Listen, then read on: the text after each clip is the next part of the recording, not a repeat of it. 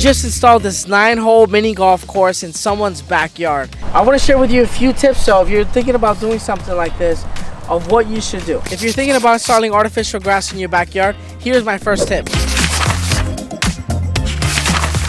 Put pavers or some sort of walkway in the high traffic areas to prevent the turf from matting down.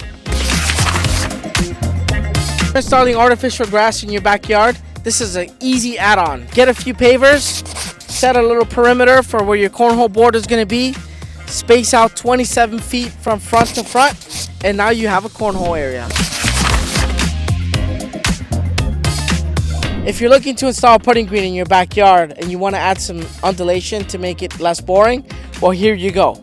You can have some curve, add some hills, some undulations, and make it nice and fun. As a full outdoor service living company, we're able to do more than just artificial grass. We were able to incorporate putting greens, slides, playgrounds, in-ground trampolines, pergolas, pavers, and much more.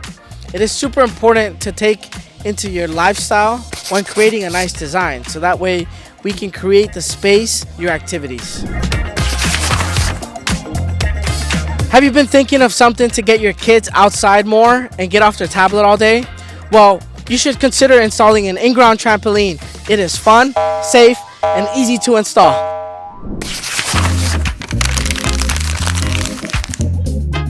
If you're looking to install a bocce ball court with artificial grass, here are a few things you need to know. First and foremost, it needs to be very flat and very level, so that way the ball rolls smoothly. You need to have drains all around the entire court so the water drains and it goes away. Last but not least, you need to make sure you leave a space around the board so the ball can bounce off the walls. Have you ever seen a weed grow through artificial grass? Well, I have. What you want to make sure you do is never, ever pluck on it.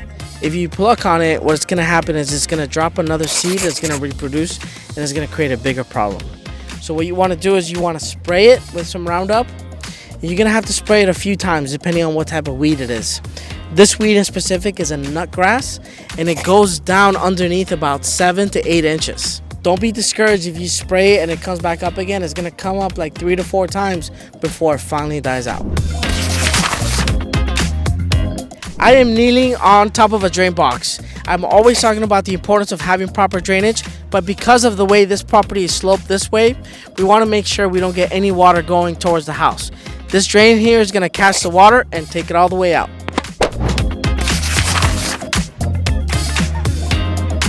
So what we did here was we did a 6-inch concrete slab underneath, and we got these tiles custom made. They can come in any single color that you want, multiple colors, and you can even add different games onto it like hopscotch and basketball. The first thing we do is set the perimeter and do an excavation. We're gonna get rid of about 4 to 8 inches worth of soil and haul that away. Next thing we're gonna do is we're gonna add drainage rock. We're gonna set our form boards, add our spacers, and throw the wire on top. What that's gonna do is gonna ensure we have a nice, strong, and flat surface, so that way you can enjoy your sports.